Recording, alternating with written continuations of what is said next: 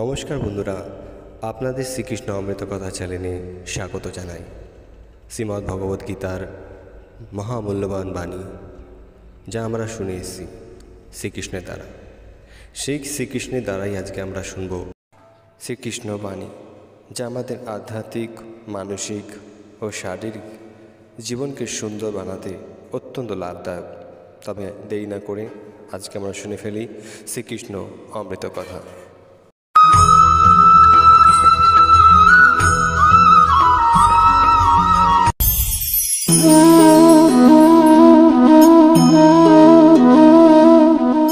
জল এই সংসারের সমস্ত প্রধান তত্ত্বের মধ্যে একটি। এই জল যে কোনো জ্বালা দূর করে, আগুনকে নিভিয়ে দেওয়ার ক্ষমতা রাখে, অবিরল অবিচল ভাবে প্রবাহিত হতে পারে, একে কেউ বাধা দিতে পারে না। এর পথে বাধা সৃষ্টি করলে নিজের পথ নিজেই খুঁজে নেবে বা সে নিজেই নিজের পথ বানিয়ে নেবে, কিন্তু কখনো থামবে না। এই জল হলো মহান, আর এর একটা মহান গুণ আছে, এর নিজস্ব কোনো রং নেই, কিন্তু যখন মেঘ থেকে বৃষ্টিরূপে পৃথিবীতে ঝরে পড়ে তখন সমস্ত সংসারকে রঙিন করে তোলে। যেখানে খরা হয়েছে সেখানে শ্যামল করে তোলে, যে স্থান শ্যামল সেখানে ভিন্ন ভিন্ন প্রকারের পুষ্প ফুটিয়ে তোলে। এই জলের মতন আমাদের হতে হবে। ওর যেমন কোনো রং নেই, আমাদেরও যেন কোনো অহংকার না থাকে। শুধু কর্মের এই ধারাতে বইতে থাকুন, এই সংসারের মঙ্গল করতে থাকুন, শ্রেষ্ঠ কর্ম করতে থাকুন। এই সংসারকে এটা বলার কোনো প্রয়োজন নেই যে আপনি কে। আপনি যদি কর্ম করতে থাকেন তাহলে এই সংসার নিজে থেকেই আপনার মূল্য জানতে পারবে, আর তখন এই মন প্রসন্ন হয়ে বলবে, রাধা রাধা। বড়ই অদ্ভুত ব্যাপার। একটি পাথরের প্রতিমা যখন মন্দিরে স্থাপিত হয় তখন তা আমাদের কাছে ভগবান সম হয়ে দাঁড়ায়, কিন্তু যখন একজন জীবিত মানুষ মন্দিরে গিয়ে থাকেন তখন তার শরীর, মন, আত্মা সেই সব পাথর সম হয়ে দাঁড়ায়। কিন্তু এমনটা আমি ঠিক কেন বললাম ভেবে দেখুন। মানুষ এটা চান যে কোনো পরিস্থিতি, যে কোনো স্থানেই তার বিজয় হোক, কিন্তু এখানে এসে সে পরাজিত হয়। এরকম ঠিক কেন হয়? সমস্ত খেলা হলো ভাবনা চিন্তার, বিচারধারার, দৃষ্টিভঙ্গির, উত্তরদায়িত্বের খেলা। পাষাণের এই প্রতিমা, তার একটি উত্তরদায়িত্ব আছে, আশা ধরে রাখার দায়িত্ব। সেই আশা জানিয়ে মানুষ মন্দিরে আসেন।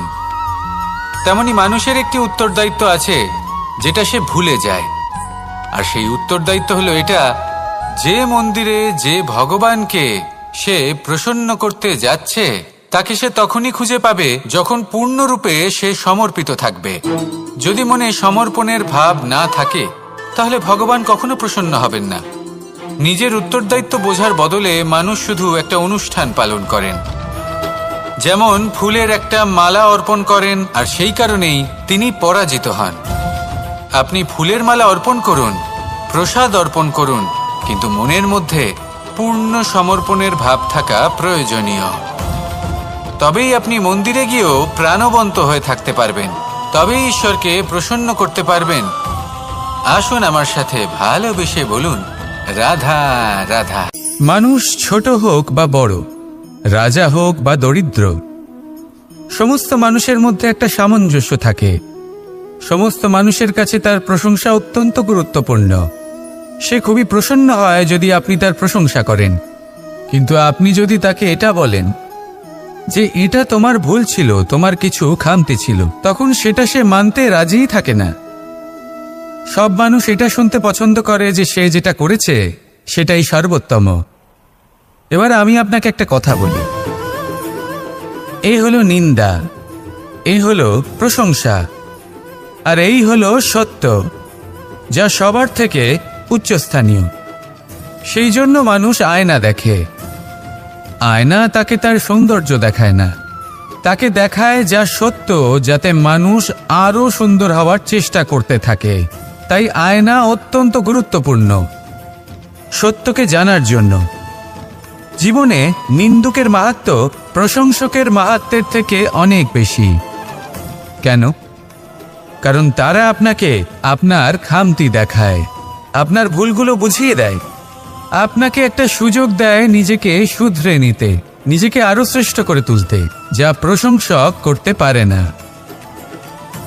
তাই জীবনে যদি কখনো নিন্দা করা হয়, তাকে ভালোবেসে গ্রহণ করুন, ধন্যাত্মক রূপে গ্রহণ করুন। যদি নিজেকে কোনো শিক্ষা দেওয়া সম্ভব হয় তাহলে অবশ্যই দিন। দেখবেন মন প্রসন্ন হয়ে বলবে, রাধা রাধা। জীবনে কখনো সাফল্য আসে, আবার কখনো অসফলতা, কখনো আশা পাওয়া যায়, কখনো নিরাশা, কখনো জয়লাভ করি, আবার কখনো পরাজয়। এর পেছনের কারণটা জানা অত্যন্ত প্রয়োজনীয়। যদি আমি পরাজয়ের কথা বলি, যখনই আমরা পরাজয় লাভ করি আমরা ভাবতে থাকি যে এমন কেন হলো? আমাদের শত্রু কি বেশি শক্তিশালী ছিল, নাকি আমাদের নীতিতে কোনো খামতি ছিল? এই সমস্ত কারণের পেছনে খুব বড় একটা কারণ থাকে, আর সেই কারণ আমাদের অন্তরে সুপ্ত থাকে। ধরে নিন একটা পথ, তাতে আপনি চলছেন, সেই পথ কাঁটায় পরিপূর্ণ, কিন্তু আপনি পাদুকা পরে রয়েছেন আর আপনি হেঁটে সামনে এগিয়ে যান। এবার এমন একটা পথ এলো যা পুষ্পে ঢাকা, আর আপনি পাদুকা পরে রয়েছেন, কিন্তু আপনার পাদুকাতে একটা পাথর আটকে গেল। তখন দু পা হাঁটাও খুব কঠিন হয়ে পড়ে। এই সংসারের যে কোনো শক্তি আপনাকে পরাস্ত করার পূর্বে আপনি জানেন কি আপনাকে পরাস্ত করতে পারে? আপনার অন্তরের দুর্বলতা, আপনার অন্তরের সেই সুপ্ত শত্রু। আর সেই জন্য ইতিবাচক মনোভাব গুরুত্বপূর্ণ হয়ে পড়ে।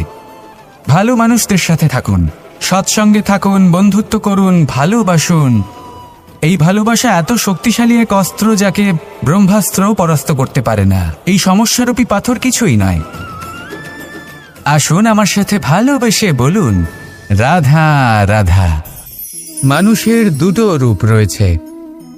এক, আমাদের এই মুখ, যা শুধুই চোখে দেখা যায়, আর দ্বিতীয় আমাদের এই মন, যা শুধুমাত্র অন্তরাত্মা দ্বারা দেখা যায়। এবার আমাদের এই মুখ, তা ঈশ্বর সকলকেই আগে থেকেই প্রদান করেছেন, কিন্তু এই মন কেমন হবে তা আমাদের জীবনের অনুভূতি এবং আমাদের জীবনের লক্ষ্য এগুলি সুনিশ্চিত করে। অর্থাৎ নেত্র দিয়ে দেখা যায় আমাদের এই মুখ, তা শুধুই এই কারণে প্রয়োজন যাতে সংসার আমাদের দেখতে পায়, আমাদের চিনতে পারে। কিন্তু যদি এই সংসারে আপনি প্রকৃত অর্থে মান সম্মান লাভ করতে চান, তাহলে নিজের অন্তরাত্মাকে আপনাকে বিকশিত করতেই হবে। দেখুন, কথায় আছে এই যে অসুর, তা শারীরিকভাবে উপস্থিত নয়, তা মনের মধ্যে থাকে। যদি এই মন থেকে অসুরকে বের করে দেওয়া যায়, তাহলে শরীরে তা উপস্থিত থাকবেই না। তাই মনকে শুদ্ধ করুন আর আমার সাথে ভালোবেসে বলুন, রাধা রাধা। মানুষ যখনই একে অপরের সামনে নিজেদের হৃদয়ের ভাবনা প্রকাশ করে, তখন এক অত্যন্ত প্রভাবশালী মাধ্যম তারা ব্যবহার করে, যাকে ভাষা বলা হয়। এবার আমি দেখেছি যে একজন মানুষ অনেকগুলো ভাষাতেই নিপুণ। আমি এটাও দেখেছি যে মানুষ অনেকগুলো ভাষায় কথা বলে, কখনো কখনো অনেক ভাষা মিলিত করে তার প্রয়োগ করে, উচিত প্রকারে তাকে ব্যবহার করে না, না সেটাকে সম্মান করে, আর না ভাষাকে শুদ্ধ রাখে। আর এটা হলো অনুচিত। যদি ভাষাকে শুদ্ধ রাখেন, তাহলে ভাষা আপনার চরিত্রকে শুদ্ধ রাখবে, তা আপনার একাগ্রতা বাড়িয়ে তুলবে। এই প্রত্যেক ধ্বনিকে অনুভব করে যদি আপনি শব্দের উচ্চারণ করেন, ভাষাকে প্রয়োগ করেন, তাহলে আপনিও আনন্দ পাবেন, আর যিনি শুনছেন সেই ব্যক্তির কানেও মধুর শব্দ বাজবে। তাই মনে রাখবেন, যে ব্যক্তি ভাষার পবিত্রতাকে সম্মান করে, তাকে সংসারও সম্মান করে। ভাষাকে শুদ্ধ এবং পবিত্র রাখুন, তাহলে ভাষা আপনার চরিত্রকেও শুদ্ধ এবং পবিত্র রাখবে। আর এই মন সুপ্রসন্ন হয়ে বলবে, রাধা রাধা। এ হলো রামায়ণের সময়কালের কথা। সেতু নির্মাণ করার কাজ চলছিল। সমস্ত বানর সেনা এই কাজে নিযুক্ত হয়েছিলেন। বড় বড় পাথর তুলে নিয়ে এই বানর সেনা সমুদ্রে ফেলছিলেন এই কাজ চলছিল। এমন সময় ছোট্ট একটা কাঠবিড়ালি এলো। ছোট ছোট মাটির ডেলা হাতে নিয়ে সাগরের কাছে যাচ্ছিল আর বড় বড় পাথরের পাশে রেখে দিচ্ছিল, যথাসম্ভব সেখানে রেখে আসছিল। সারা দিন ধরে সে এই পরিশ্রম করেই যাচ্ছিল। এবার শ্রীরাম তার এই কাজ দেখতে পেলেন।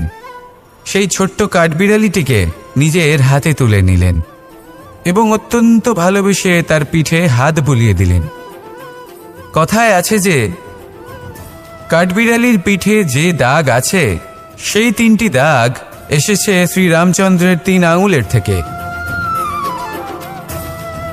যে কাজ আপনি করছেন তাতে সমস্ত শক্তি প্রয়োগ করুন, যতটা আপনার সামর্থ্য রয়েছে, যতটা আপনার প্রতিভা রয়েছে, সম্পূর্ণভাবে উৎসর্গ করে দিন।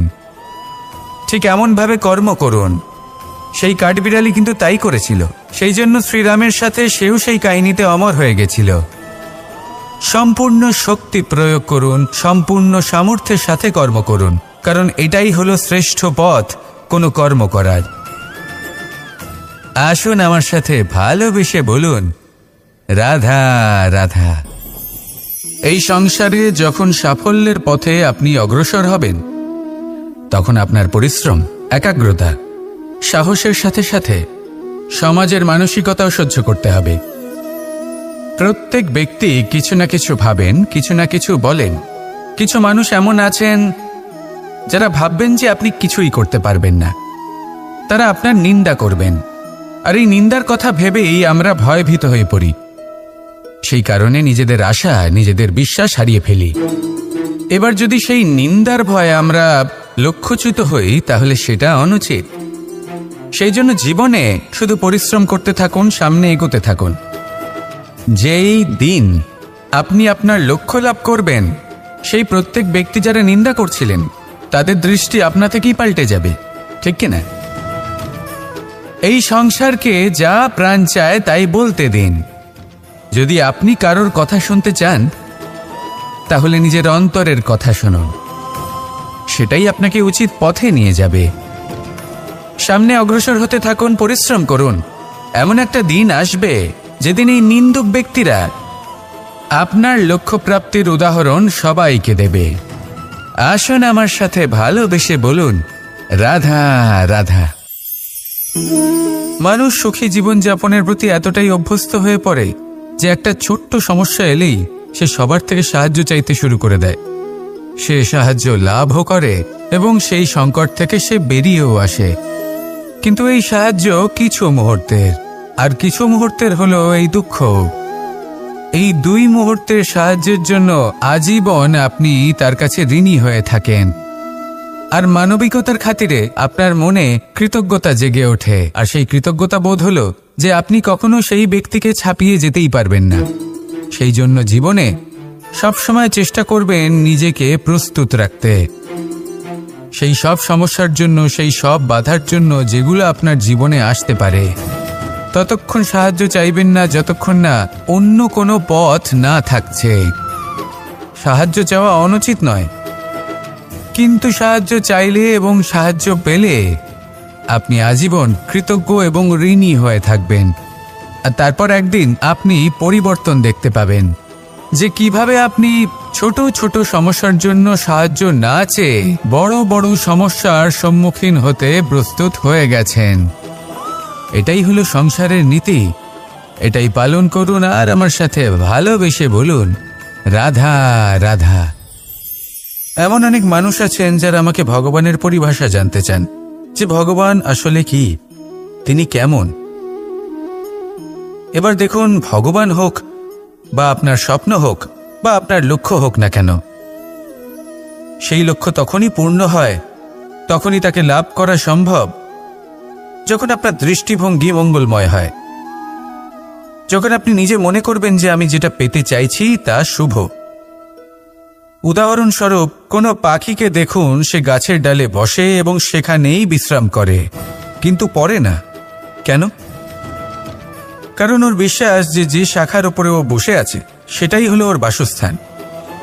যদি আপনি বিশ্বাস করেন তাহলে আপনি পাথরের মধ্যেও ভগবান দর্শন করতে পারবেন।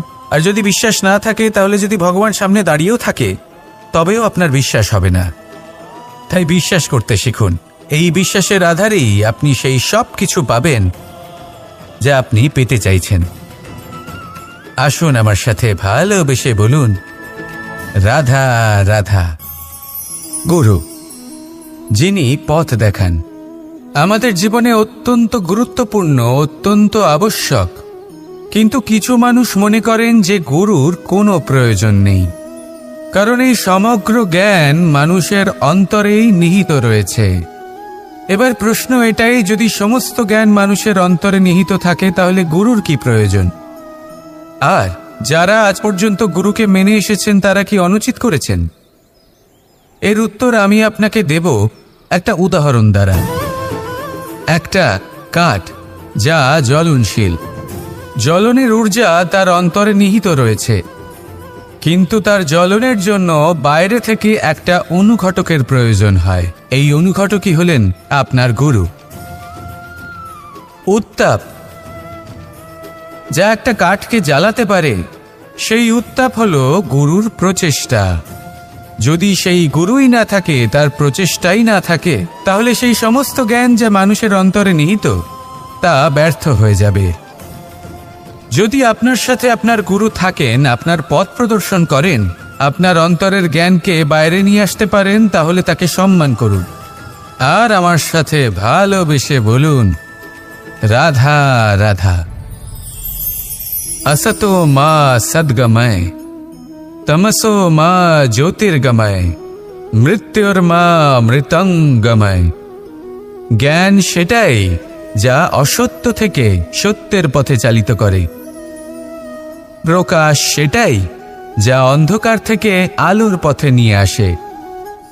জীবন সেটাই যা মৃত্যু থেকে অমরত্বের পথে নিয়ে যায়। এবার এই তিনটে, জ্ঞান, জীবন এবং প্রকাশ, একই রকম। শূন্য থেকে এর উৎপত্তি হয় এবং আস্তে আস্তে আপনার জীবনে বিস্তার লাভ করে। এবার আমরা এটাই ভাবি যে কেমন করে এই তিনটিকে আগলে রাখা যায়। এর উত্তর হলো, এদের আগলে রাখার প্রয়োজনই নেই, ভাগ করে দিতে হবে। কোনো বৃক্ষকেই দেখে নিন, একটি বৃক্ষ অনেক বছর ধরে বেঁচে থাকে। কেন? কারণ সে ভাগ করে দিতে জানে। সে নিজের বীজ ছড়িয়ে দেয়, এই ধরিত্রীতে দেয়, সেই বীজ যা অঙ্কুরিত হয়ে এক নতুন বৃক্ষকে জন্ম দেয়। শুধু ছড়িয়ে দিয়ে একটি বৃক্ষ জীবন দান করতে পারে। যদি কোনো ব্যক্তি জ্ঞান ছড়াতে শিখে যান, যদি প্রকাশ, আলোর কিরণ ছড়িয়ে দিতে শিখে যায়, কোনো ব্যক্তি তার জীবনের সুখ ছড়িয়ে দিতে শিখে যান, তাহলে তিনি মৃত্যুর পরও মৃত হন না। এই ভাগ করে দেওয়ার সুখটাই কিছুটা আলাদা। এই সুখ অনুভব করুন আর আমার সাথে ভালোবেসে বলুন, রাধা রাধা। আপনি কখনো কোনো সরোবরের দিকে তাকান, যার জল হলো শান্ত, স্থির। আপনি স্পষ্ট দেখতে পাবেন সেই সরোবরের তলদেশে কি রয়েছে। তাতে সাঁতরে বেড়াচ্ছে সুন্দর মাছ, চকচকে কিছু পাথর, স্বর্ণরূপী বালি, সবই আপনি দেখতে পাবেন। কিন্তু যখনই আপনি একটা ছোট্ট পাথর তুলে সেই জলে ছুঁড়ে ফেলবেন, তখন সেই জল বিচলিত হবে আর সেই স্পষ্টতা ন্যূনতম হয়ে যাবে। তারপর কিছুই স্পষ্টভাবে দেখা যাবে না। এই ঘটনা মানুষের সাথেও ঘটে। মানুষ যদি বিচলিত হয়ে পড়ে, তখন সে বুঝতে পারে না যে বর্তমানে কি হয়ে চলেছে আর ভবিষ্যতে কি করা উচিত।